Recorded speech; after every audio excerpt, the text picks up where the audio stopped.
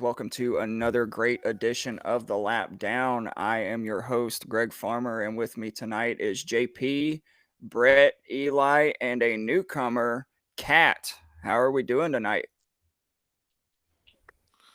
Doing fantastic. Ready to kick a gas on this episode. All right. Well, that's always good to hear. Before we get started, as always, a huge shout out to our friend Will and the Alkali Project for the intro and outro music on the show.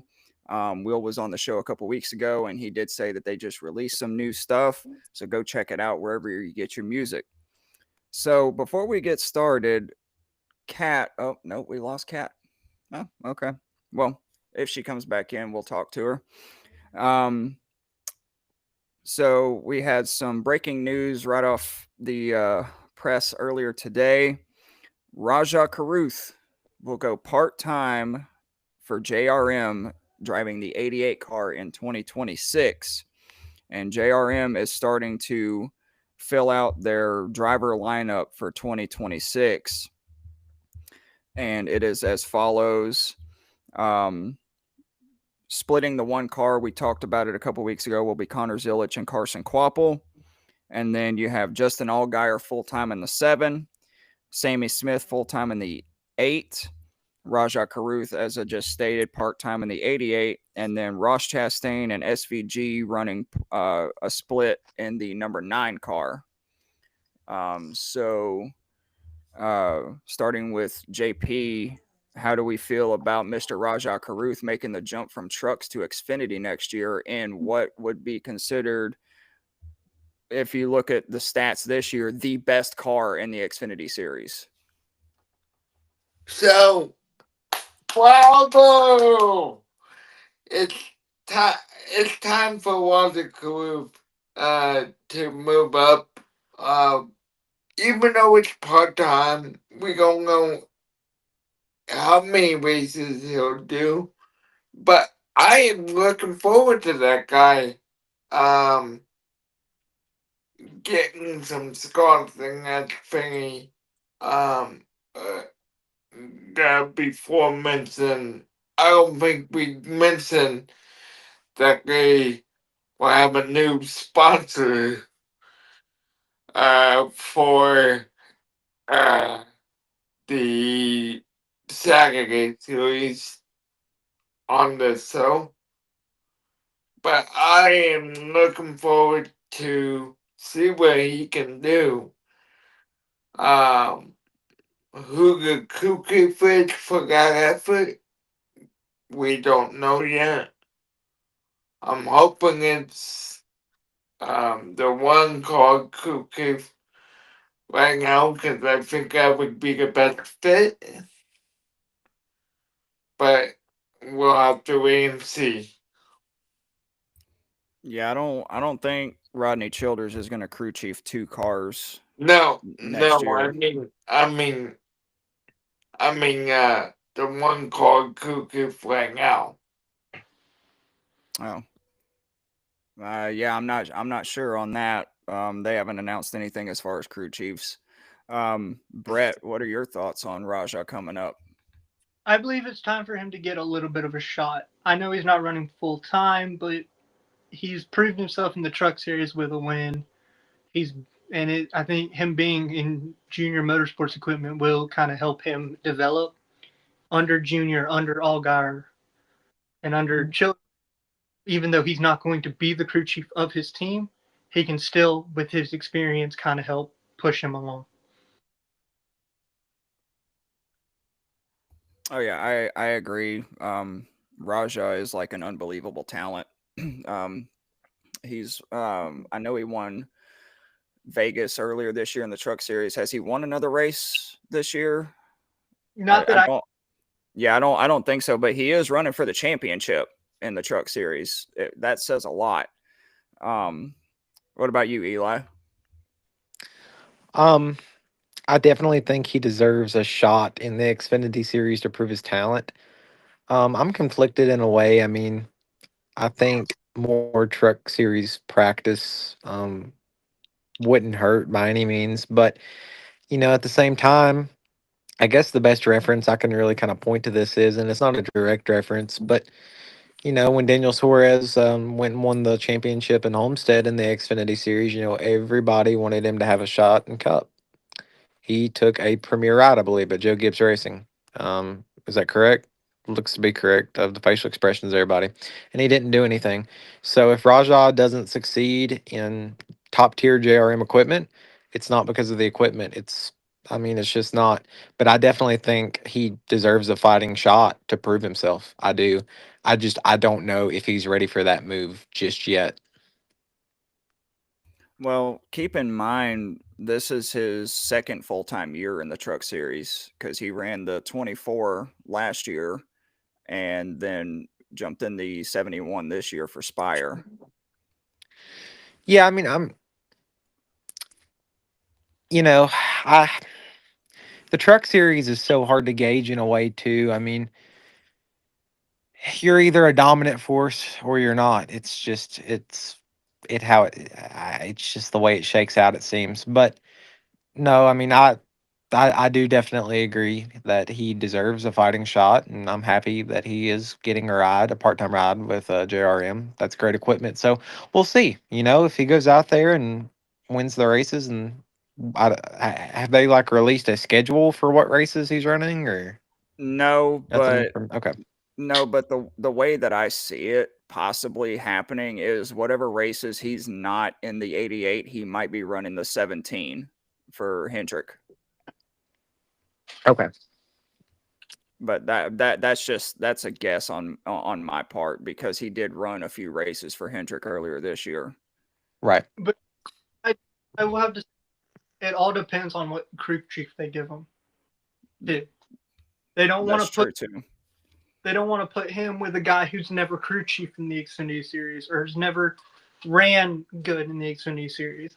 I think partnering him up with the current 88 crew chief would be the best scenario that they have. He knows how to win at tracks. He knows how to work with drivers and get them to be better. Look what he's done with Connor Zillage. I know he came in as a star, but he's bigger. He was a great road course racer and not that good at intermediates and short tracks. His crew chief was able to coach with him and get him better and better and better. Now he's won 6, 7 races, or am I shortening him? He's 10 races. So before we leave this topic, I'm going to make a bold prediction. I haven't done that for a while.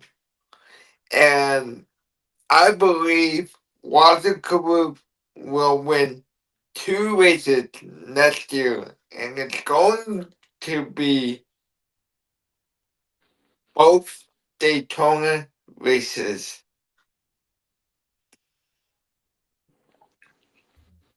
All right. All right. Well, before we jump to the next topic, Kat is back with us. Said in our chat that her internet died, but she is back with us. Kat, welcome to the Lap Down. We are so glad you are here tonight. Hi, guys. Thanks for having me. Now, if I understand correctly, based on our chat before we went on air, you know nothing about NASCAR. I know very little, very, very little. There's a couple of left-hand turns, and some of the tracks have some right-hand turns, and they all drive various models of cars. I like cars, so I've got that going for me. No, that's okay. Like we said before, we went on air. There's 2 races left in the season, so during the off season, if you want to do some research and join us more next year, you are absolutely more than welcome. And of course, if you have any questions during the show, please don't hesitate to ask. You got a group of NASCAR fanatics here. We'll be more than happy to answer the questions. That's fantastic.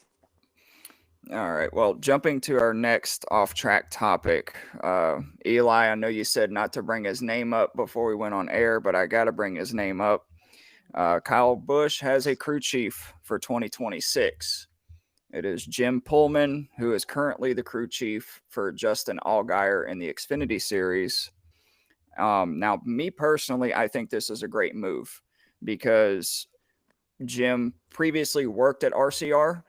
He was the director of competition, and he helped develop the next gen car before it debuted in, what was it, 2022 for the NASCAR Cup Series. So he's been more hands-on really than a lot of people. So starting with the man of the hour, Eli, what do you think about Kyle Busch's new crew chief? I'll put it nicely.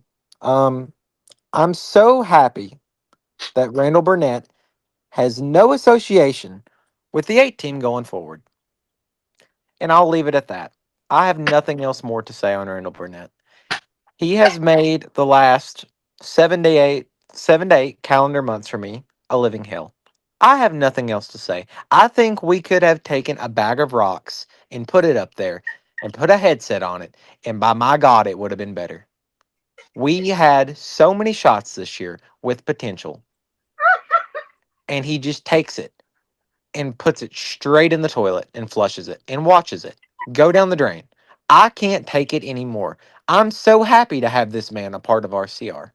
I don't care what talent he brings. I don't care what he does. I just want to see Kyle Busch in the camera frame.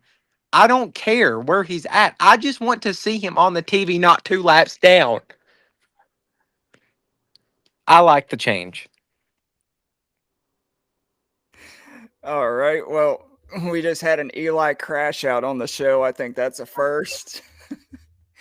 um, As someone who doesn't really understand, the ins and outs of how NASCAR, I mean, I understand a little bit here and there, but um, yeah, I take it, Eli, that that man did not make this season enjoyable for you. Last season That's wasn't just a any better. guess. We were so much better stealing Toyota Racing's paper and notes. At least we won 3 races that year. At least Oh, we crossed the finish line, first, and we were in the camera frame most of the 2023 season. We didn't finish strong, but we were in the camera frame. This year, if we were in the camera frame, it was because we were 3 laps down or Clint Boyer was screaming, "Throw it out, caution." to put it into perspective, Kyle Busch was the driver that everybody loved to hate, or still, I mean, he still is, but he's gotten a lot better. And he was, other than Jimmy Johnson, he was the man from the late 2000s through the 2010s.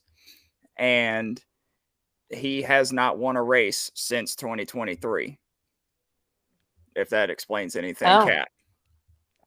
wow. So I feel for you on the crash out, Eli, because as a diehard Dale Earnhardt Jr. fan growing up, those 4-year winless streaks really, really took a toll on me. That I wouldn't even call that a crash out. I would just call that emotional disturbance. You have not sat in the living room with me on Sunday. There's some Sundays I just have to turn on Sunday Ticket, man, and call it a day. You should have been in the grandstands with me at Talladega on Sunday when Kyle Busch was leading, and then he got shuffled out, and my friend Turner sitting with me was he's 9 years old and probably the biggest Kyle Busch fan you'll ever meet, and he was so depressed when Kyle Busch lost the lead. Oh, Man, oh I'll just end no. with this, man. I'm, all these Kyle Busch fans out here saying, they're turning, trying to find a different answer, trying to turn the corner, trying to turn the page, trying to turn something. Man, I'm turning to the Lord on Sundays now, more than I have ever these past 2 years. I can't, man. I like the change. I love it. I'm ecstatic for it. All right. All right. So when Brett gets his composure, what do you think about the change, sir? That was the greatest thing to listen to, I have to say. Oh. The thing that I see is you're bringing in a championship level crew chief, but not from the Cup Series. You're bringing him from the Xfinity Series. I don't know how well that's going to translate. I know he has experience with the new Cup cars, but he has a whole different driver underneath him, whole different driving style, whole different crew, whole different everything. And this is not going to say anything bad about everybody, but RCR has been going down ever so slightly throughout the years. So Kyle Busch made the jump from Joe Gibbs, who has 3 cars in the championship hunt right now. 2 that are locked in and 1 that's in third in points, 38 points above the cut line, to RCR that hasn't won many races legitly. Let me clarify that. Legitly, without wrecking people. So you can't just blame it all on Randall Burnett. I know he's been the main issue because he is the crew chief. He needs to make the right calls. But those cars aren't the best either. They've been not the top tier like RCR was when Kevin Harvick, Clint Boyer, and Jeff Burton was there. Okay, I would like to interject because Brett just said something really stupid. Listen, I don't care. I don't care where this other crew chief guy's person, dude, whatever he calls it. I don't even know his name. I forgot the name. I don't care where he's coming from. You don't understand. You don't understand. Kyle Busch is telling Randall Burnett what he wants. And he's just living in La La SpongeBob Patrick opposite day. And if we say we want more tire pressure, okay, he's going to deflate him down to 0. If he can get it lower than that, he probably would. I would listen. He probably races the little 164th cars at home and rides them around the toilet bowl and just watches it go right in the water and he just flushes it. That's what he does. You don't understand. You just don't understand. Any adjustment we want, it's freaking opposite day. Except it's every Sunday. It's not just one day out of the, calendar of NASCAR. It would be different. It would be different if it was like at Richmond or at Talladega or at Sonoma or any other of the tracks we go to. It doesn't matter. It's going to be opposite day in Randall Burnett's head, and he's just going to turn the switch the opposite way, and he's going to break it off, and he's going to say, Kyle, you wanted it to go to the right? Well, guess what? We sent it to the left, and we broke the knob. It can't even go anymore to the left. Okay, before Eli gets on JP, don't say something stupid. I'm sorry. This just became my favorite episode of the year.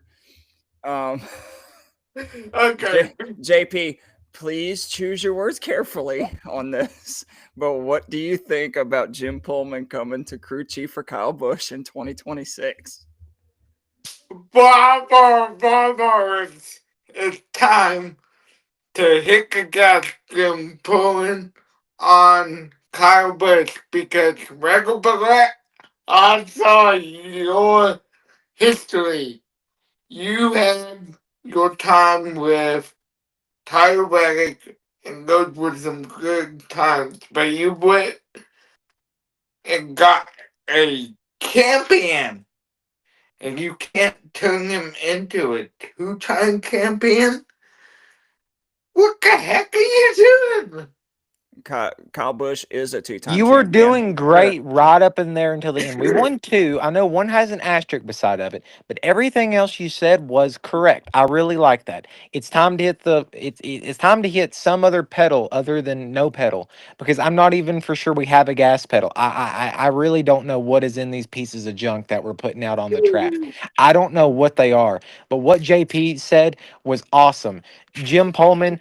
It don't matter. It can be Poltergeist up there. I don't care. It is better than what we have right now. And what we have right now is the equivalent to dog doo-doo. That's what it is. It is dog doo-doo. I can't not reiterate that point anymore. JP is right.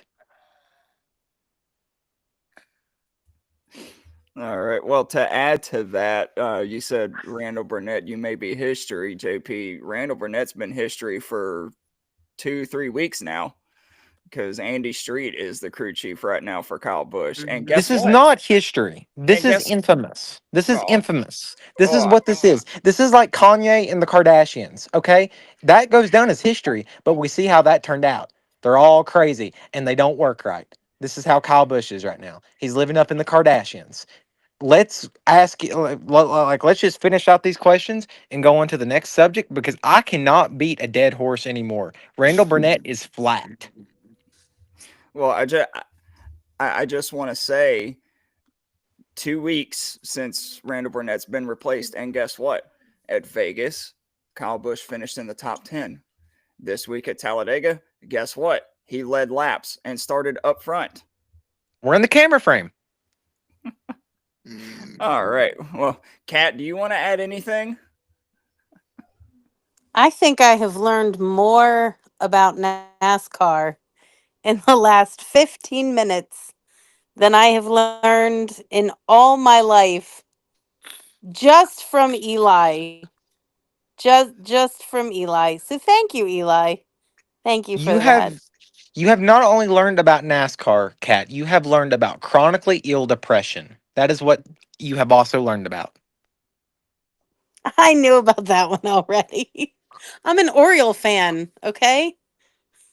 I'm a Kyle Busch fan, okay? That's I'm That's a like Braves and Falcons fan. okay, but that's not the same, guys. That's like comparing the Kansas City Chiefs to a middle school football team. That's not an okay comparison. Holy cow, before we get off the topic of NASCAR and just get to I think football, we're ready to go to the next topic. I think we've been ready to go to the next topic for the past 10 minutes. Let's get back on track here. We went way off the rails. We took a detour about 3 miles ago. All right. We're going to go into our recap segment now. This is for Kat. You're new here. This is where we recap the race weekend. It was a triple header weekend at Talladega Superspeedway over in Alabama. And we will start with the Truck Series. Gio Ruggiero got his first Truck Series win. And if I'm not mistaken, someone can correct me if I'm wrong. He is the only other Tricon driver to win this season besides Corey Heim, who has 10, 11 wins on the season? 10. 10 wins. So a lot of people thought that Corey might have got him there at the finish. But I listened to it on the radio. I didn't actually get to see it on TV. But the way radio was describing it, it was a really, really good race by Truck Series standards.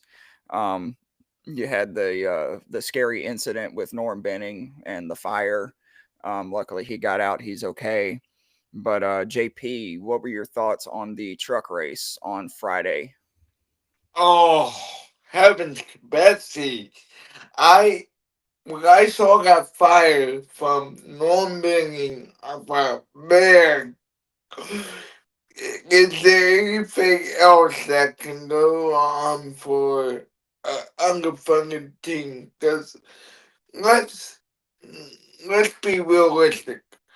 Talladega is a place that an underfunded team can do real good. We all know that.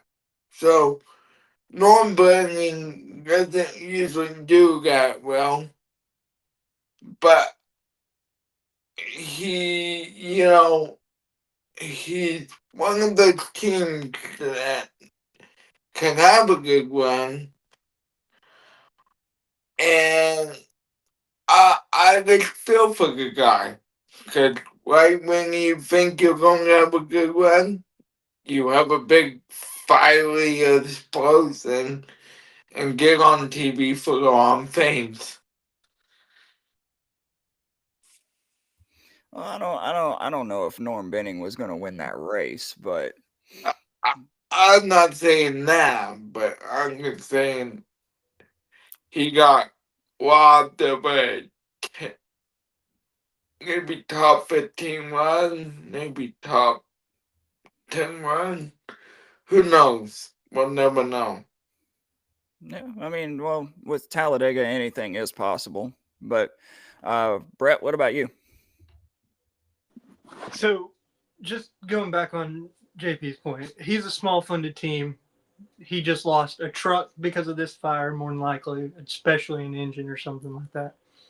He's also old. No offense, but he is older. He's racing like he's Morgan Shepherd. Morgan Shepherd raced it into his 70s. I believe Norm Bennett ain't that far behind him, or even with him, or something. I can't remember exactly his age.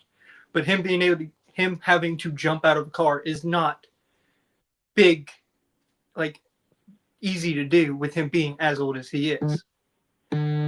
But I have to say this: I'm proud that a different Tricon Garage truck won. Corey Hine, it's almost like the Xfinity series. You have Connor Zillage winning 10 races. You have Corey Heim winning 10 races. It's been a mirror system. This weekend, Corey didn't win, Connor didn't win, but they're still both racing for a championship. But Gio's young. He is a prospect. Like, he runs that truck series full time, but he is still a young up and comer who needs to get experience and learn how to win races. So I'm proud of him for doing that. But if he can keep building on this, that's what's going to be the big factor. If he can build on this.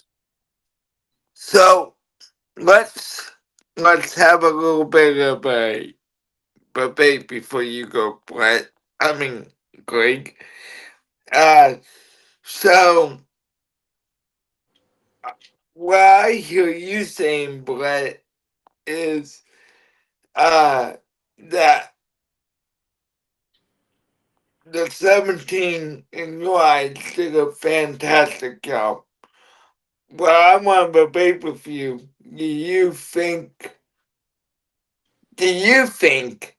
that the 17 got an A+ on his effort on the end of the race, in your opinion? Or how much work does he need to do to win more races, in your opinion? For me, you have Tricon Garage. You have a top-tiered truck. Think about his teammate, the 11.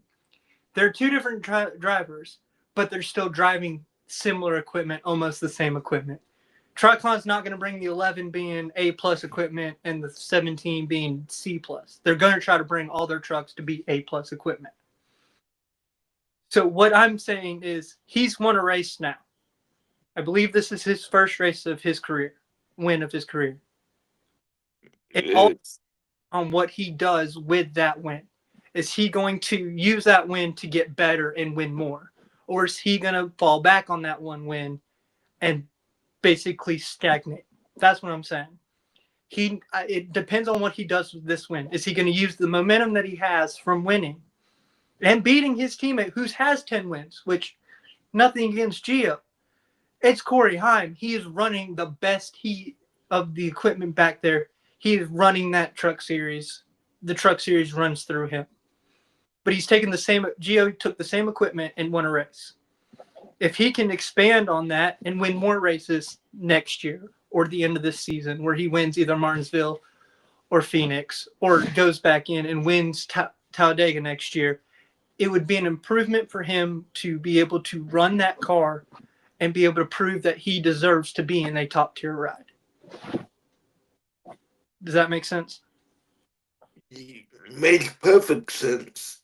All right, Greg, now you can go. I'm good. Well, I was just going to say, to add to that, Gio, if I'm not mistaken, did Gio make the playoffs for the Truck Series or no? No. No. Okay. So from what I remember throughout the season, he did run well. Like, he was, top 5, top 10, whatnot. But on Friday, he started on the pole. He led the most laps and won the race. And not to mention, he has a spotter who is a race winner in the Cup Series. His spotter is Freddie Kraft. Okay, that's why I heard. Okay, who is the spotter for Bubba Wallace in the Cup Series.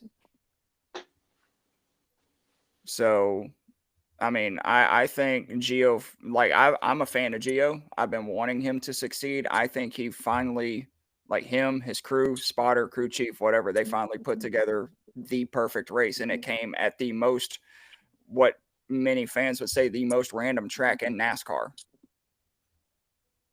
But Eli, what about you?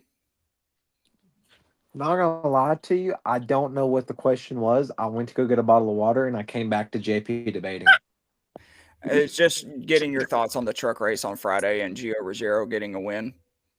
Okay. I thought the truck race was entertaining. Truck race at Talladega, any super speedway is always entertaining. So I enjoyed that aspect of it, of course. I know there was a scary wreck that involved a fire on the backstretch. I don't know who that was right off the top of my head. That was we talked about that. That was Mr. Norm Benning. Okay, is he okay? Yeah, he's fine. He was able to get out of the truck. It's like something happened, and his truck just burst into flames. It may have been like a cut oil line or something. But yeah, he was able to get out. But like Brett said, he's now down a truck and an engine. They said it was either on door bumper clear or something this week that the engine is $75,000 alone. Right. Yeah, I mean that's unfortunate, but at the same time, going into these races, especially super speedways, that's a risk you take. Obviously, you don't plan on the car going kaboom, but then again, that's just a risk you legitimately take. So that sucks for him. But the most important part is he got out okay. He's all right. That's the most important part. An engine may cost $75,000, but a life is priceless. So I'm glad he was able to get out of it okay. Gio Ruggiero, I think that's how you say his name. Don't really know a whole lot about him, but he did a great job. Obviously, he still has a lot to learn. There was noticeable mistakes he made just racing in the draft, throwing blocks. But other than that, I mean, this is the only way you're going to get that experience. You can sit in the sim all day. It doesn't matter until you actually have that experience and taking pushes, delivering pushes, receiving pushes, no matter how you want to phrase it. This is the way you're going to get that experience. So there's definitely a lot of future in that guy. So Yeah, definitely. Kat, do you have anything you want to add? Any questions or anything? Um, uh, this is one of those that I wish I knew more because um, I like to contribute, but just looking at the results from that, um, it was 90 laps Yes. and So before you continue, to put it in, 23 guys. I'm Go sorry. ahead. I was going to say, to put it in perspective, the race was 225 miles. Talladega is 2.66 Okay, miles around. So 90 laps would equal 225 miles. gotcha. Just hearing that somebody lost their truck and an engine, and the engine is $75,000. My very first thought was, don't these guys insure their trucks? Isn't there some kind of way that they get reimbursed? Isn't there some kind of way that they get some help, like rebuilding these vehicles? So there is. so I'll take it for break. if you're a bigger team like Tricon or McAnally Racing or something like that, your sponsors give you money to put their logo on your car, and you can take some of that money to fund your race team as far as parts, engines, body parts, stuff like that. Norm Benning, he is what we call an underfunded team. He does not have a lot of money. He has just enough money to build the truck to spec to put in the race, and he has, if I'm not mistaken, had no sponsors whatsoever. So Yeah. he's basically out $75,000 for the engine plus the truck itself, which is about $125,000. So he's about out 200 grand after Talladega. that hurts like my soul. I can't imagine. I can't imagine losing a truck like that. But yeah, that was really my thought was $75,000 for an engine. Don't they insure these things? But yeah, ouch.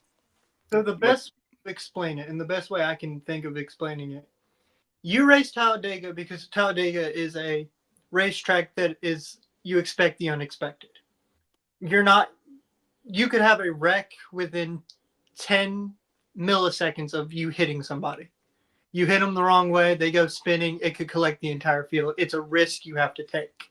Now you have funded teams like Tricon, McAnally, who have that funding to back them up. That they don't. It's less of a risk towards the teams because they have that backing of money. In Norm's case, he's been running an unsponsored car, so all his money is going to that truck. But he joins the race because he knows the risk. He knows, I think 90% of the time, Talladega, someone is going to be, you will have a wreck at Talladega, Daytona, any track, you're going to have a wreck. So you have that risk. So he went in there knowing he has that risk and he knows he could lose the vehicle. It's just the way it happened is not a normal way of losing a truck at Talladega. You're expecting to take a truck. That makes a lot more sense. Yep. So to add on to that, to give you a little bit more context, we're talking about Talladega. Talladega is what we call a super speedway, and the way the trucks and the cars are set up, it's called a drafting track. So a drafting track is it has to do with the air and the aerodynamics and stuff like that. They run in what's called a pack, and you can have 40 cars or trucks in a race, and all 40 of them will be running bumper to bumper, side by side, 2, 3, 4 wide at times, the entire race. And one slip up, and you've got 10, 12, 15, 20 cars or trucks in a wreck at the same time. These underfunded teams, they like to sometimes hang out at the back of the packs and let the big wrecks happen, so that way they get a better finish, which in turn gives them a better shot at more race winnings for a better finish in the race. I'll say this. If you want to learn more about like what I'm talking about with the big giant wrecks, what was the year that Austin Dillon made the champion or the playoffs in the big wreck because of the rain? That was 2023. Look up that wreck. You'll see what I mean by literally anything can happen that the cars will wreck. That's the great of a super speedway and how close they are and how a split second could change from being leading to being a wreck car. Yep. So what Brett's talking about, Kat, was the summer race at Daytona in 2023. It got moved to Monday. It was supposed to be or Sunday. I'm sorry. It was supposed to be a Saturday night race. It got moved to Monday or Sunday because of rain. And they, started racing. And then late in the race, they had a random rain shower come through turn one, and NASCAR, for whatever reason, didn't throw the caution for the rain, and everybody went sailing into turn one in a pack, and it was about 20 cars that piled up in turn one. Austin Dillon was in the back and had just gotten his lap back. He was 25th when the wreck started and somehow weeded his way through without touching a single car and came out as the leader and went on to win the race. And I believe 4 backmarkers finished in the top 10 that race. Yeah, Cody Ware and a few others. And that's why they ride in the back, is because that sounds like something from the movie Cars. Pretty much. Basically. Pretty much. Literally, if you want to compare Lightning McQueen to anybody in that first scene in Cars, do it Austin Dillon in that race at Daytona in 2023. All right. Moving on to our next race on Saturday, the Xfinity Series race at Talladega. It was inevitable. Austin Hill for Richard Childress Racing earned his 10th career super speedway win. And Connor Zilisch finally had his streak broken. He had a streak of 32 straight races with a top 5 and was inevitably caught up in one of the accidents and had a lot of damage, and his top 5 streak came to an end. But one of the big stories coming out of the Xfinity Series race at Talladega was Austin Hill and what he did during his celebration. There was a fan. This is from what I've heard on other podcasts that I've listened to this week. There was a fan that goes to like every super speedway race, and he tries somehow to get under Austin Hill's skin by giving him the American way of telling him he's number one. And Austin Hill finally responded back, and it was caught on photo of him telling the fan that he's number one as well, but inadvertently ended up flipping off about 50,000 people, including kids. And that's what a lot of people are talking about is Austin Hill basically flipping off the Talladega crowd and I guess embracing this villain arc that he's been in since as long as I can remember, but it really kind of peaked at Indianapolis with the issue with Eric Almirola. But JP, starting with you, what are your thoughts on the Xfinity Series race as a whole and the Austin Hill controversy? So I guess I'll start with the controversy and work my way back. You know, Austin Hill, if you guys watch it, he's going to be out of a whiteout with the Coolidge Racing. I'm going to watch him, but what's going to be the final straw? That's all I'm going to say about that. But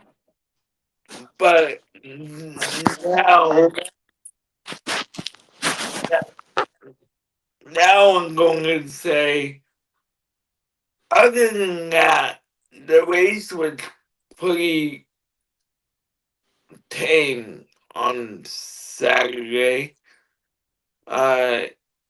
You didn't. I mean, you had one wreck, I believe. That was big. There was But actually 3 big wrecks. One of them in stage 1, right when the CW went to commercial. But the other big one that everybody was talking about was the Ty Dillon Eric Almirola crash on the backstretch, where Almirola almost flipped over after hitting the outside wall. Oh yeah, I did forget about that one, but no, the CW's been doing a good job covering the Xfinity race, and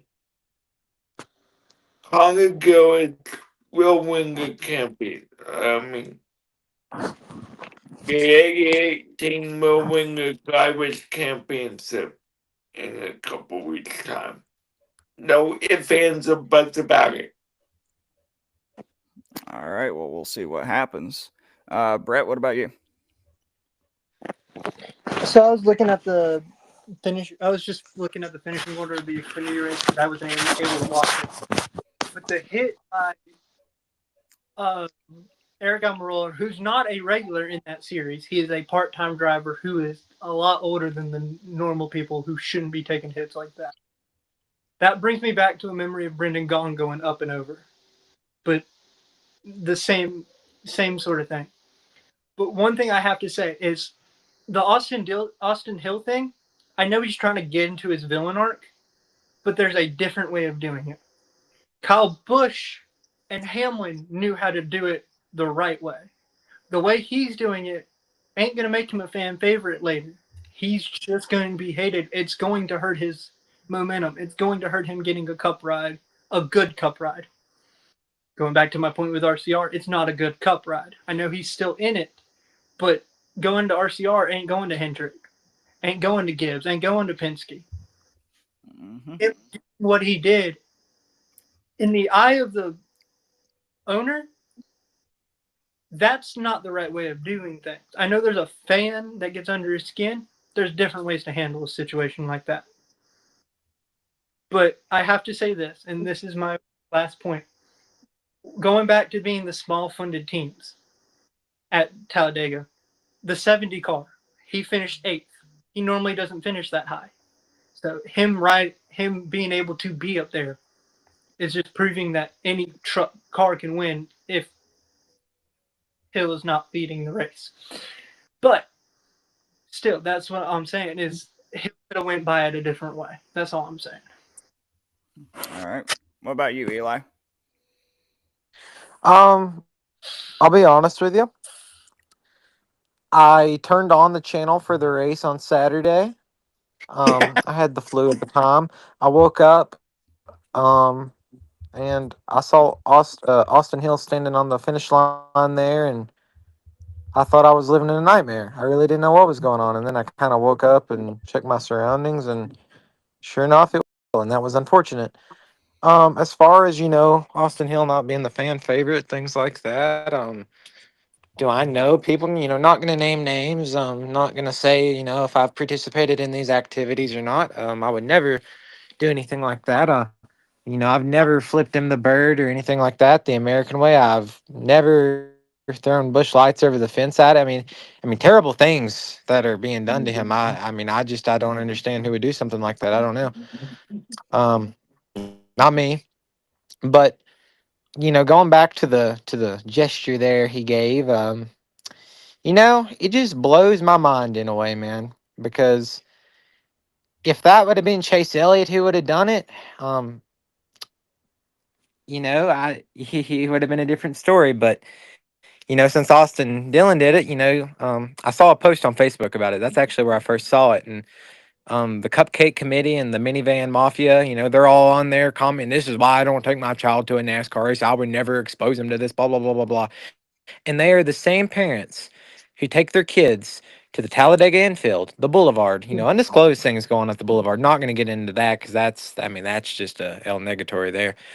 But the same parents that that exposed their child to this, and I've been on the Talladega Boulevard. I've seen these cupcake bosses, moms of the playground. I've seen them, and they're sitting there, letting their kids drink underage, have a good time, all this other stuff, and then yet when it's someone they don't like, it's a problem. So, like I said, if Chase Elliott would have done it, it'd have been cool. It'd have been the coolest thing ever. NASCAR from the '90s is back, baby. But as soon as someone else does it that they don't like, it's a problem and it's bad for the sport. So that's annoying. Yeah. Yep. Don't forget. I mean, like you said, remember back to 2020 when Chase Elliott told Kyle Busch he was number one at Darlington during that COVID race. Oh yeah, yeah, and that was awesome. Because Yeah, Chase Elliott done it. It's great. It blew up all over social media. Oh my God, Chase Elliott is the man. Now, let me counter argument you on this one real quick, Eli. Whoa, I like counting argument. No, Right. hang on. Brett got it first. Yep, one at a time. The problem is, and it's not, if he would have flipped off on a competitor, I wouldn't have a fucking problem with it, right? But it was towards Yeah, you fans. slipped up there. I did, and I caught myself. Okay. But it's towards right. more. If it was towards a competitor, I wouldn't bet an eye to it. If he was flipping off Ty Gibbs or somebody, I wouldn't. All right. I wouldn't be on it. But more the gesture towards the fans. They're going to blow it out of proportion. But there's certain things that need to be blown out of proportions to fix certain little things. Okay. So let me ask you this then. When Chase Elliott flipped the bird to Kyle Busch on national TV when no fans could attend a race and that's how everybody was watching it, was that cool in your eyes? No, but it was still towards the competitor. There wasn't a competitor. Well, I could argue though that more people saw it. I'm not.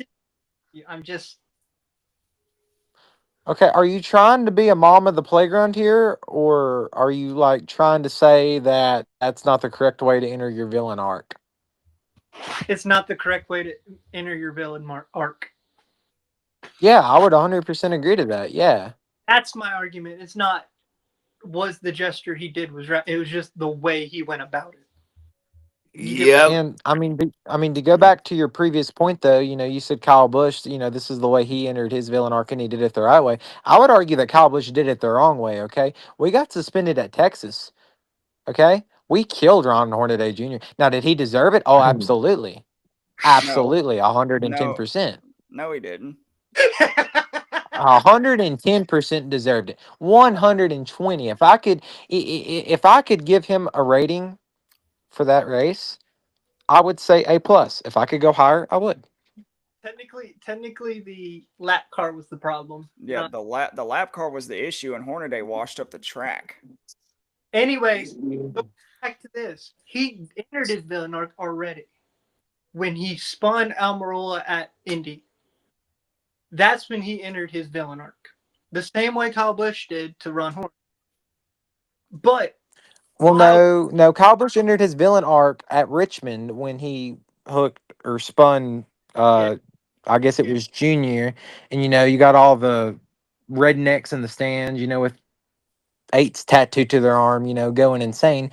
I mean, granted, they probably didn't have as many brain cells as they should have for the time, but that's where I would really argue that's probably where he entered it. I mean, he had a few blow ups before, but it was pretty bad.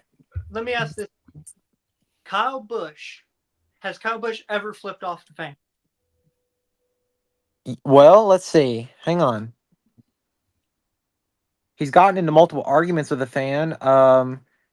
He tried fighting a fan at Bristol, but to be fair, they jumped over the spectator gate in 2018 with a 2x4 and were trying to attack him.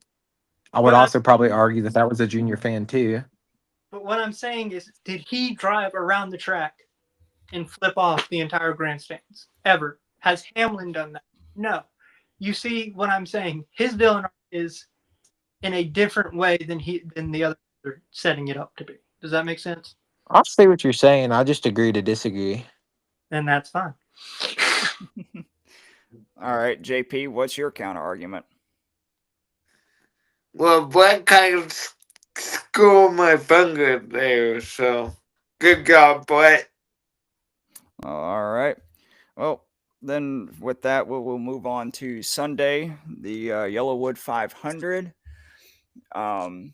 Are you guys done talking about the guy flipping off the fan? Yes. Yes. Can I go back for just 2 seconds? Please. Okay. So this was actually something that I heard about on social media. And I was like, oh, I wonder what the guys on the lap down would say about this. Now I know. But my thing is, at some point, fans these days, their whole identity gets wrapped up in what happens to their sports team or their driver or whoever, right?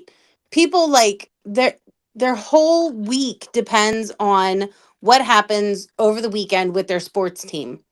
And this fan constantly picking at a specific driver, it didn't get handled by anybody else. So the driver handled it himself. Just like if a fan reaches over and snags a home run ball that was actually playable by the center fielder, the player doesn't necessarily have the ability to do anything about it.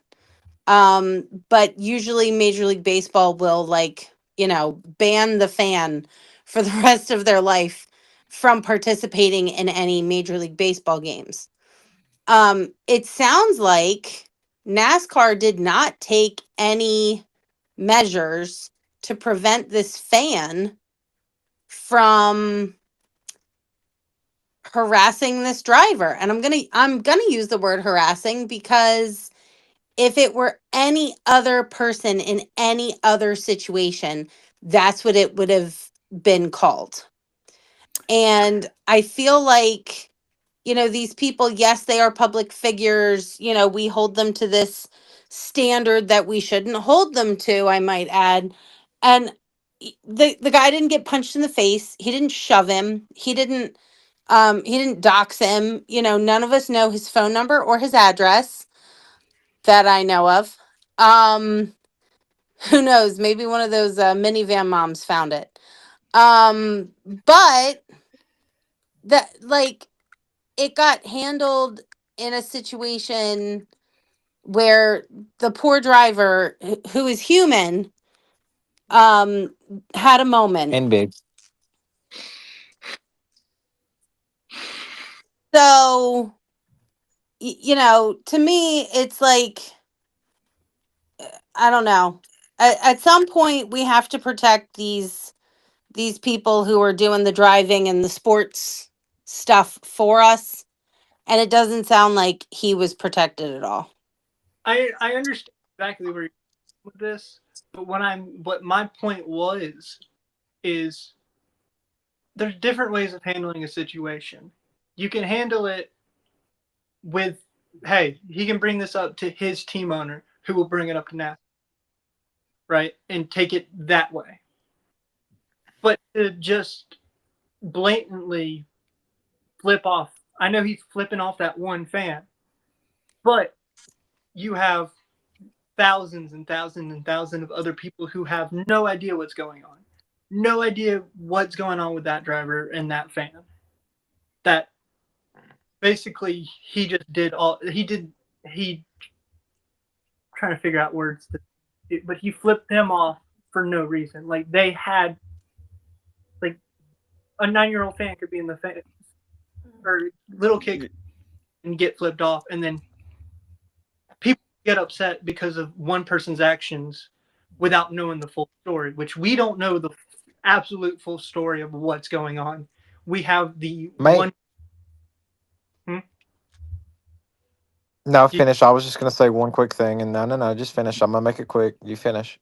We don't have we don't have the full context of what is going on in the situation. All we have is his gesture at Talladega and the little bits that we've heard throughout the time that since this has happened. We don't know all the situation before it happened. All we know, like, for me, I don't watch the Xfinity series all the time. I watch for Talladega, Daytona, and the super speedways because of the unpredictability, and it's fun to watch. I had no idea that there was a fan that was messing with him and heckling him and all that. So for him to do what he did is not the way to do it. That makes sense. Situation. Mm-hmm. Yeah, I do wonder though if he did take it to his crew chief or his whoever team leader, or, you know, did they take it to NASCAR? And did somebody just tell him to suck it up, you know? And eventually, again, he's human. You know, we're all liable to be like, okay, enough's enough. And it, you know, it doesn't necessarily matter that there are thousands of people watching who have no idea what's going on.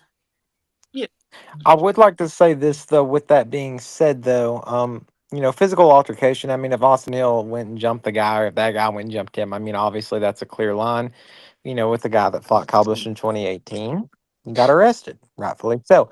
But when it, you know, comes down to heckling and stuff, you know, you can ask any sports fan in the United States, what is the rowdiest sport you can go to and has the rowdiest fans, and they will 110% tell you it is NASCAR. If we policed heckling and booing and flipping off and giving these guys a living hell, this sport would not be the same. It would be boring. It would be god awful. I cannot tell you the amount of times I have left the Bristol night race and watched a Kyle Busch fan and a Joey Logano fan fist fight and roll down the hill because that is how much they hate each other. Are they human? Yes. If you take that aspect out and the rivalries out of the sport, you have no sport. Yep. And I can't tell you how many races I've been to where every time Joey Logano or Denny Hamlin pass me, I give them, you know, the double finger as they go by. You know, I'm guilty of it I mean, too. it happens. You're telling did- him you're number one. That's what you're doing. You're telling him you're number one. I did that at Bristol this year. Yep. Oh my gosh. But we are going to move on to Sunday's race, the Yellowwood 500, the Cup Series. I was there in person, had some last-minute tickets fall into my lap. Took the wife, the baby, my son. It was his first Talladega race. He was absolutely enthralled by it. And our good friend Turner and his dad, who we've had on the show before. But going to the race specifically, you know, we've talked about it before on here with the super speedways, the fuel saving with these cars. You know, they're able to go 3 and 4 wide, but only if they're fuel saving. But it seemed like something different happened on Sunday. And we kind of saw it back at Daytona too, where with about 15, 20 to go, they were able to go 3 and 4 wide without saving fuel. They were, you know, going all out, and people were actually able to make moves, make passes, and, you know, stuff along those lines. But early in the race, there was a big wreck coming through turn 3 and 4 that started at the front, ended at the back. Chase Elliott, championship favorite, ended up getting knocked out. And he is now 62 points below the cut line in a must-win situation going into Martinsville alongside Joey Logano, Ryan Blaney, and William Byron, who all 4 are good at Martinsville. But the big story coming out of Talladega was Chase Briscoe getting the win and locking himself into the championship 4. And now Joe Gibbs Racing has control of 50% of the championship 4 as of now.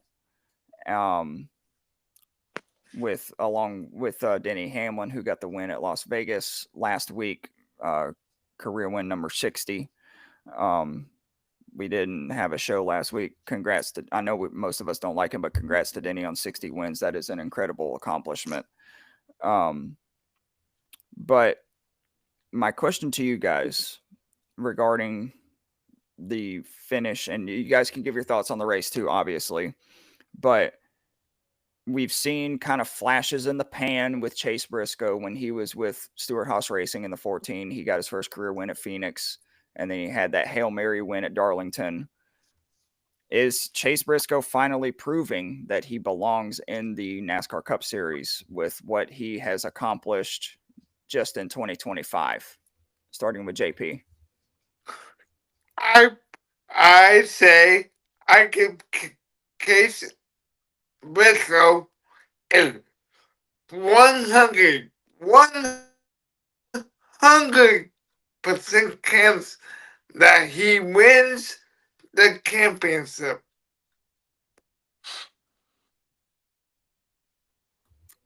All right, short, sweet, to the point. What about you, Brett?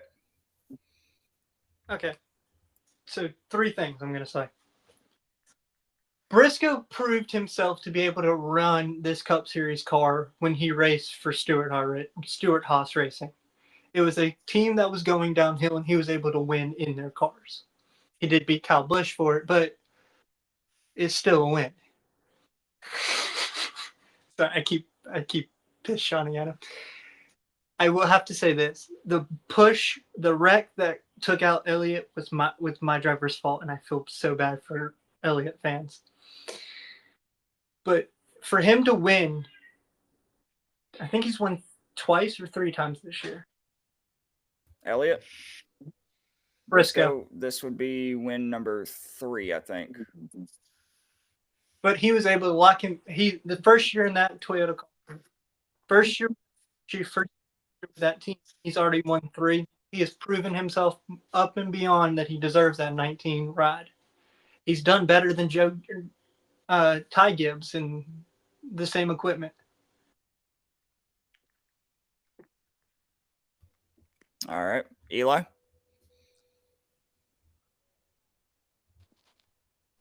Oh, cool. It wouldn't let me unmute there. I was pressing the doodad and it wouldn't doodad, and I don't know what was wrong there with it. Race was okay. It's a next gen race here. I mean, I could sit here and rant and rave about it all day, but I'm not. I don't like fuel saving. I don't like the cars being as slow as they are here.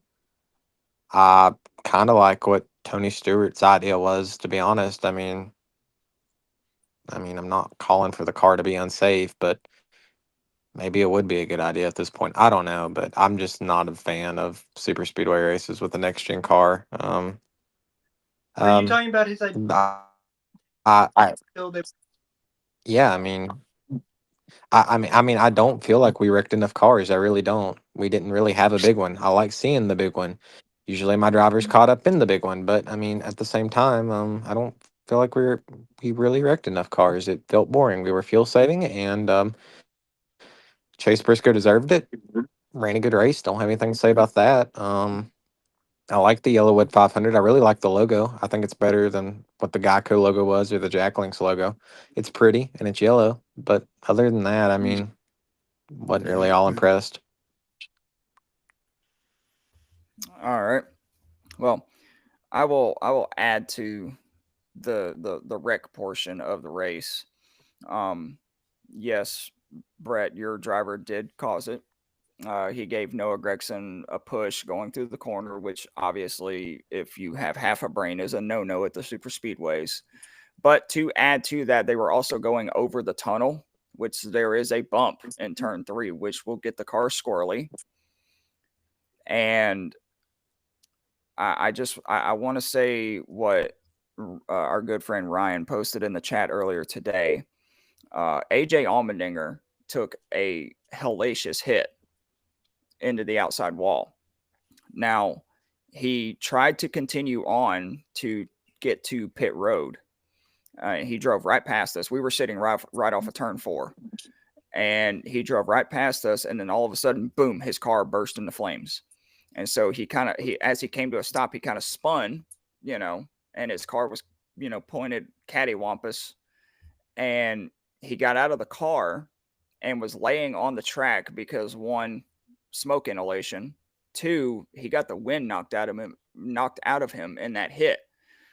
Now, Ryan had posted in our chat earlier today that people were complaining about how slow the AMR safety team was to get to AJ. And he was trying to make an argument that, they have to prioritize the cars, the ones that are stopped versus the ones that are still driving, blah, blah, blah. I get that. But when he came to a stop and got out of his car and laid down, he was right where his car was right at the opening where those AMR safety cars come out. There was 5 of them parked there. And it took them 30 seconds to mobilize and move and get to him, which was only about 75 feet, if that. And he had been laying on the track for about 20 seconds when they finally got to him and to try to tend to him. So I will say this. I'm not defending them at all. But me being a former first responder, I know how dispatching stuff goes. With them having that big of a wreck, they have so many radios lit up, so many people talking at once that someone may or may not have seen it until that 20-30. Where then they have to wait for NASCAR to tell them, hey, you need to go here, XYZ. It's like being a firefighter. You get dispatched when the call comes through and they know where the call is, what they need and all that. But if they have already safety crews doing a bunch of work, their radio is going to be blowing up. That's my defense here. I get where you're coming from completely, but being in the grandstands and seeing that, I've already seen near tragedy at Talladega in 2022. Me and my wife, we did the triple header weekend and the truck series race. Jordan Anderson, his truck just randomly burst into flames. And he tried to jump out of the truck before his truck even stopped moving. He even hit the wall while he was hanging halfway out of the truck. The AMR safety team was right there on him immediately, and they life flighted him out of the track, like right in front of us. And all I'm saying is, yes, I get that AJ was still moving. He was trying to get to pit road, and then he came to a stop and all that. But I would just like to have seen a quicker response with a driver laying on the track who is obviously either hurt or hurting. And that's all I'm trying to say. Anybody else got any thoughts on that? I do. Okay. So, you know, I went to Toledo, Ohio, and those first responders, the safety team are really good at what they do. They even offered me help, accolades, but uh, but but we didn't need their help, and that's the way that they respond normally. It's pretty impressive to me. Maybe it was a fluke thing before this weekend. We'll have to wait and see. But I have a until legitimate theory. Go ahead. I'll make it quick, and like I don't mean this, to be make light of a situation, and I don't want anybody to get upset, but I think it is a legitimate theory. I just need everybody to hear me out on this. What if yeah, Randall Burnett was over the AMR safety team and he was in charge of dispatching this? This would make a lot of sense. It really would if you think about it in the grand scheme of things, because he's not very good at coordinating stuff. NASCAR could radio in and go, "Zzz, hey, we got a driver down on the track, right there on the pad, there on the front stretch." Okay, could give XY coordinates, and he's liable to send an AMR safety team truck to just Charlotte, just dispatch it out to Charlotte. I mean, I don't know. I'm just throwing it out there.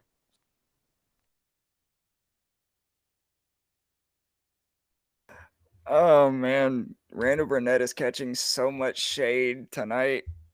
Give him a break, Eli. He just got fired 2 weeks ago.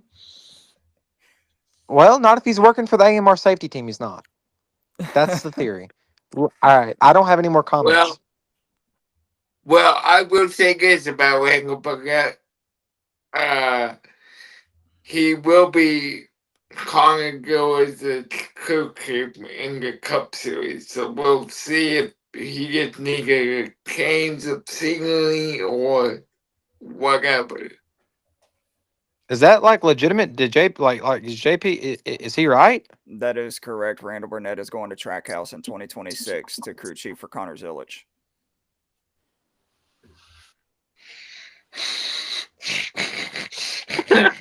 I thought that was an SNL skit. I mean, I didn't know what that junk. I mean, if that's Nope, legitimate, then that's why they let I him mean, release early and got Andy Street in there so he could go to Trackhouse to learn Trackhouse's style. And well, it doesn't matter what Trackhouse's style is. I mean, he's gonna take their style and just put it in a Ninja 2.0 and just blend it up, and just it ain't even. I mean, it's not even. It ain't even worth it. It's not gonna be Trackhouse racing. It's gonna be Dumpster Fire Express. I mean, that's what. I mean, that's what it'll be, man. Next one. All right. All right. Well, with that, before we move on, I just want to point out, like I said, JGR now has half of the championship four right now, and they have a chance to have 75% of the championship four after Martinsville because Christopher Bell is above the cut line.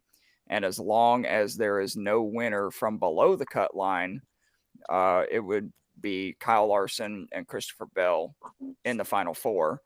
But if there is a winner from below the cut line, then you have a what from what I heard on podcasts yesterday and today would be an epic battle between Larson and Bell for that final spot.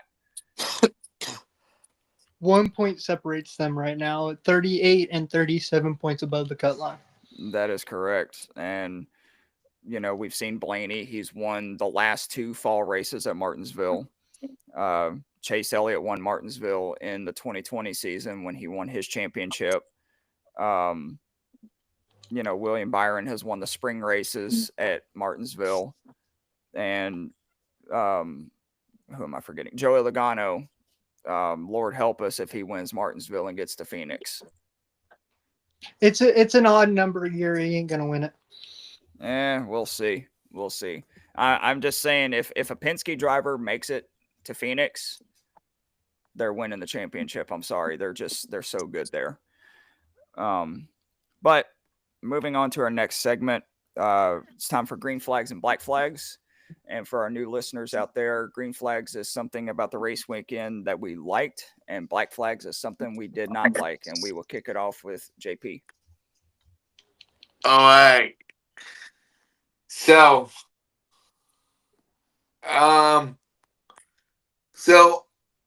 I am flabbergasted on something that you guys haven't even touched on. And I guess I'll be the first to touch on it. My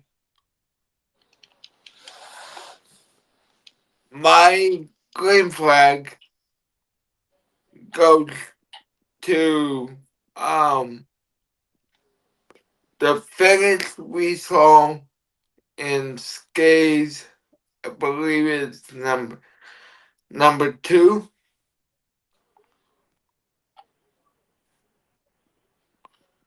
Where it was really, really close.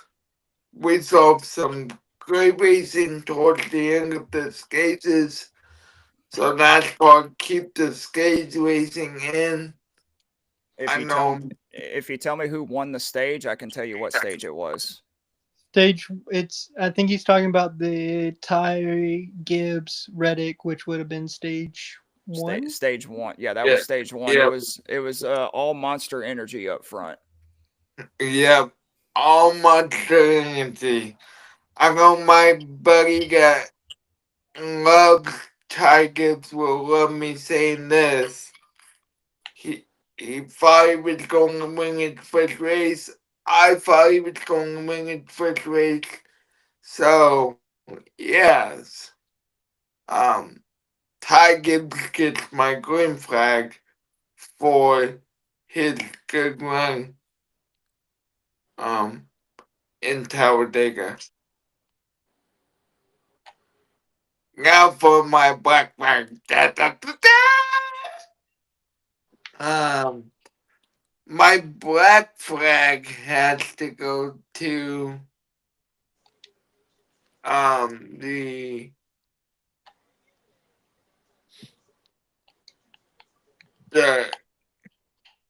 I go I guess it's going to congregate what I said before, but listening to you, Greg, yes, I don't know how the A-Law safety team does it, but they do need to look at it, because I was sitting here thinking, yeah, they maybe should have got the A.A. Almendina faster, but usually they're spot on. So was that a fluke like I said before? We'll have to wait and see. Yep. All right, Brett, what about you? Green flags is for more like the underfunded teams being able to run up front, like the 70 car in the Xfinity Series. He never runs up front. He normally runs 20th to 25th. So him being able to get a top 10 finish at Talladega and run in the top 5 is a great thing for him. Black Flag, I got to give it to my own driver. It hurts me to do that, but that's the same exact spot that he wrecked with Bubba Wallace and hurt his back at when a couple of years back, or a year or two back, when it was the 7 Toyotas that pitted and they all hooked up together and he got spun into the wall. Yep. I think that was last year. I think it was the spring race last year. Yes. Yeah. So him knowing that bump is there and still pushing Noah in, that was just a bad place. Yep. Eli? Can you hear me? Yes. Yep. Okay, cool. I switched AirPods there. I guess I'll do it reverse since everybody does green first and did black last. I'll do blacks first, I guess. Black flags. That sounded bad. Black flag would by far be just the racing. I'm not big on super speedway racing in the next gen car. I don't know. It's not entertaining to me. Atlanta's okay, Daytona's all right, but for whatever reason, Talladega's just not been great in the next gen car. There's been a few races that have been notable, but not many. Green flag is by far one of the easiest things, probably the easiest green flag I've ever picked out. Kyle Busch was in the camera frame. We led laps, and Randall Burnett's at home. I don't know if he watched the race from home. Randall Burnett's fired. If he didn't watch the race, I'm sure he's finding creative ways to mess up the replay button to where he can't watch it. But it's all right. That's on him. It's not on me anymore. So, other than that, yeah, that's all I got. All right. Well, I have 2 green flags. One goes to Gio Ruggiero for getting his first career Truck Series win. Like Brett said, I hope he can take it and run with it and be successful in the Truck Series. And 2, Mother Nature. Someone, I think it was Ryan, posted something in the group chat a couple weeks ago that said none of the top 3 series races have been postponed to a different day this year. And all week leading up to Talladega, there was a threat of rain, and Mother Nature dealt us a little break. The rain came through Saturday night. If any of the people in the campgrounds are watching this, I am sorry for what happened to y'all's equipment out there. I know it was rough. A lot of collapsed and blown away tents and damaged RVs and campers from those storms Saturday night, but the rain cleared out Sunday morning and made for a perfect day of racing. My black flag has to go. Oh, no, I'm sorry. I have one more green flag. My third green flag goes to Shane Van Gisbergen. And yes, he inadvertently made a mistake getting on pit road during green flag pit stops. But the way that he spun that car in the middle of a pack of cars getting on a pit road and didn't touch a single thing was nothing short of amazing. Yes, he did get stuck in the grass because of flat tires, but that's a different thing. But props to SVG for saving that car. My black flag goes to Cody Ware. Comes off the pit road on the apron in the middle of turns 1 and 2, blows his freaking engine in the middle of green flag pit cycles and brings out the caution. Like, what are we doing, man? Like, come on. But I digress. All right. We're going to go on to our next segment, which it's a newer segment. Eli's, what's up? So just going on that black flag real quick, that was not Cody Ware's fault. The air filter got wet and it sucked into the intake and blew it up. Oh, well, still it's Cody Ware, so I can give him hell. Anyways, we're going to go to our next segment. It's a newer segment. It is called Eli's Bets of the Week. Now, Eli is our betting man here in the podcast, and he has started giving us the betting odds for the upcoming race and who we can bet and place money on. Now, I am ineligible for that because I live in the great state of Georgia, and cannot bet on races here. But Eli, they are racing at Martinsville Speedway this weekend. What are the betting odds for all 3 series? So that's right. We're here at Martinsville. It's 3 races. We got truck. Actually, we got 4. We got the Whelen modified tour, but I don't think I can bet on that where there are people under the age of 18 in that. So let me pull up the odds. And all right, Ryan Blaney's obviously the favorite. Then Larson, Hamlin, Bell. That rounds out your top 4. With Blaney plus 400, Larson plus 500, Denny plus 500, Bell plus 650. Chase Elliott plus 650, Byron plus 850, Joey Logano plus 850, and Chase Briscoe plus 1600. Now, with all of that being said, there's a twist to this. If we ran in the same weather conditions that we have for the past 2 years at Martinsville, I would be inclined to take Ryan Blaney, obviously, as my first one, possibly Denny, maybe Seabell, someone like that. However, this will be one of the cooler Martinsville races that we have seen since 2022. Now, I'm not for sure what tire we are bringing. Can anyone confirm if it is the same tire from Bristol? I'm not entirely sure, but Bob Pockris did say that they are bringing a softer left side tire. Okay, so that to me sounds like the same tire that they brought to Bristol this year for the fall race. That tire will go for about 30 to 35 laps. And then it just shreds. Martinsville, obviously, there's nowhere near as much banking, but with it being cooler, I mean, I looked at the weather just about 10 minutes ago, which I mean, this updates.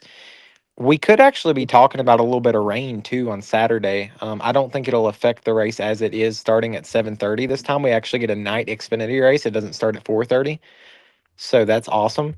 But just looking at the weather, I mean, the high is anywhere from 55 to 60, and the low, we're talking 40 to 35. It is going to be cold. I don't know how these tires are going to do. So, kind of taking that to the betting odds, if we're talking about someone who's good at managing tires, I would look for Denny Hamlin. I would tend to steer more towards veteran drivers who do have experience with tire wear. And just looking at the value of the chart, I think a great pick for this one, especially someone that does know how to handle tire wear here. This is a long shot, is Brad Keselowski. Obviously, we haven't seen a lot of speed out of Brad Keselowski lately. We did at Bristol, but he's plus 4,500. That is a lot of money. A $10 bet would go really far there. You can obviously bet on your, ones that are the easy hanging fruit, if you will. But just with it being cooler temperatures, this could turn into a wild card for sure. All right.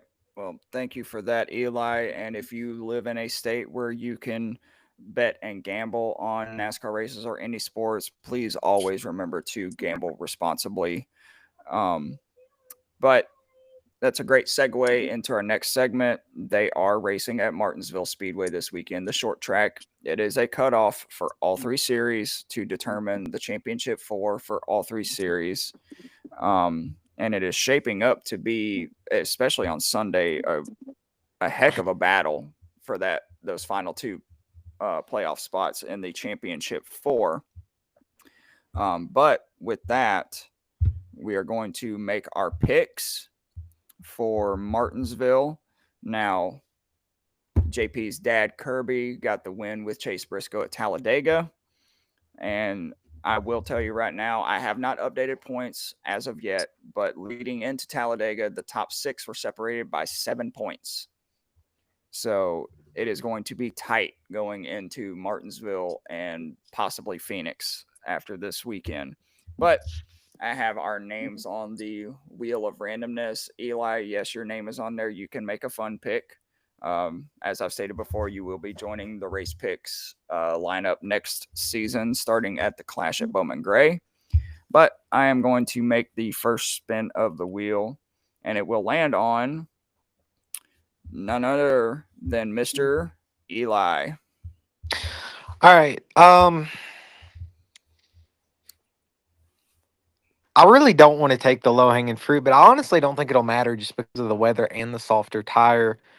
Um, I'm gonna take Alex Bowman. I think I could see him winning it. Looking at the betting odds, just kind of going back to that for a second, Bowman is at plus 4,000. That is great odds there. For the value, he qualified there third in the spring. Don't know how he finished, but I could easily see a Hendrick car qualifying up front, and why not go ahead and pick him?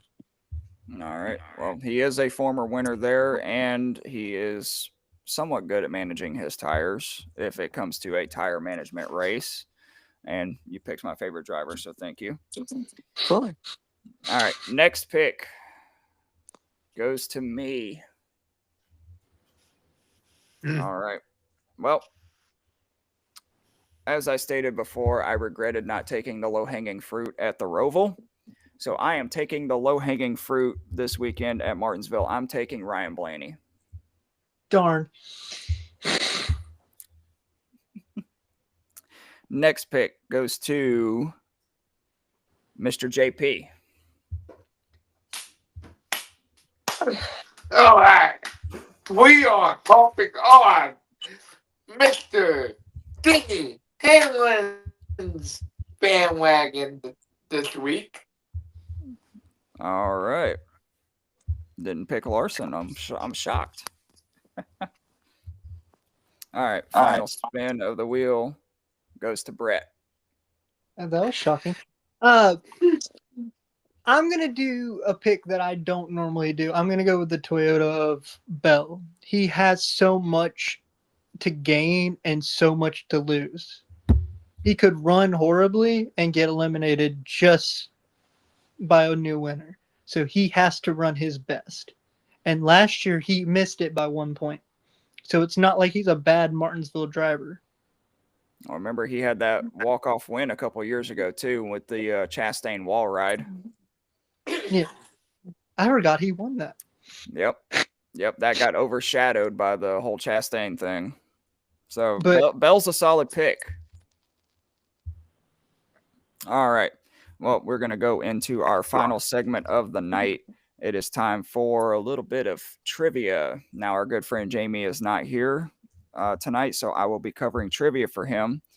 And for our new listeners, what will happen is I will ask a trivia question.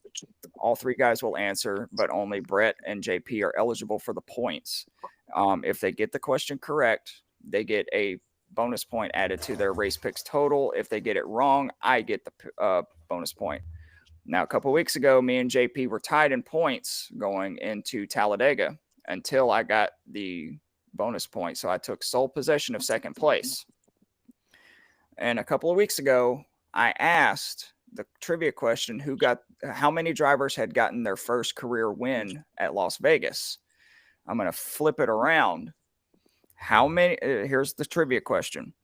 How many drivers, no Googling, how many drivers in the NASCAR Cup Series have scored their final career win at Martinsville? Starting with Eli.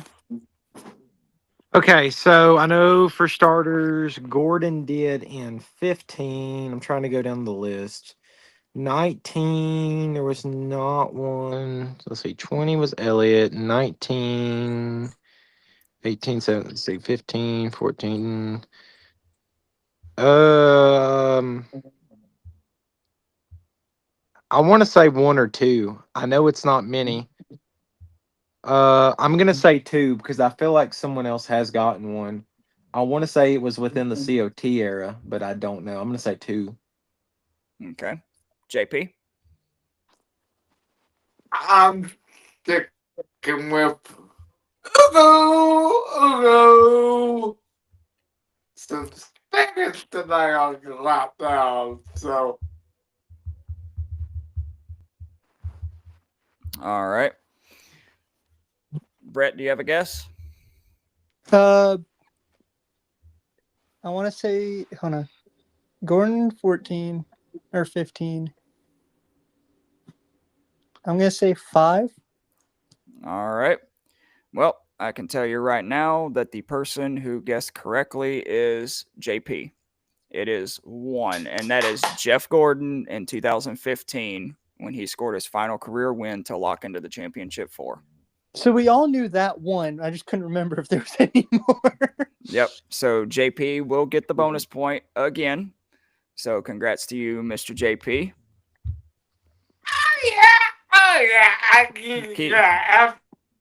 Keeping that points battle tight, man. All right. Well, with that is going to close out our show. As always, a big thank you to all of our sponsors.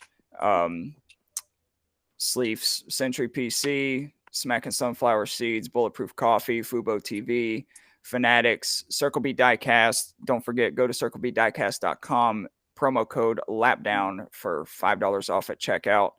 And again, to the Alkali Project for the music. A big thank you to Kat, who was kind of she didn't really know a whole lot about racing, but she was kind of a seat filler. She tried to get involved. She had to jump off a little earlier, but thank you. And you are more than welcome to come back, Kat, when you go back and listen to this. And I will put this out there. We have some big news coming down the pipeline. Can't give any details right now, but just stay tuned. That's all I got to say. But until next time, for Eli, Brett, JP, and our friend Kat, this has been the Lap Down, and we will see you guys right after Martinsville to discuss the championship race.